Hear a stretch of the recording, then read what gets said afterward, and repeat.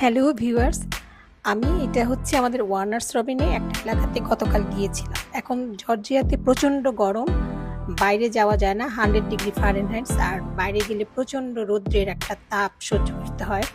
তো তারপরেও আমরা দুপুরবেলা, গতকাল শনিবার ছিল, আমাদের একটা বন্ধুর বাসায় ওয়ার্নার্স রবিনে গিয়েছিলাম।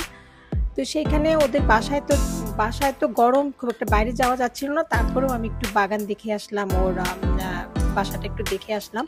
ওর রান্না ছিল অসাধারণ, নানান ধরনের ভেজিটেবল, নানান ধরনের মাছ মাংস সে রান্না করেছিল। ওর নাম হচ্ছে সোমা আর চন্দনদা। আর তারপরে আমি আসার সময় একটু ওয়ার্নার্স রবিনে একটা সানফ্লাওয়ার গার্ডেন দেখলাম। তো সানফ্লাওয়ার তো সূর্যের দিকে তাকিয়ে থাকে, তো সেইখানে যাওয়াটাও একটু অসম্ভব ছিল।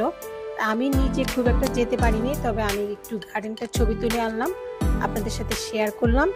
যদি কখনো সম্ভব হয় তখন সকালে বা বিকালের দিকে সেখানে যাব ইনশাল্লাহ।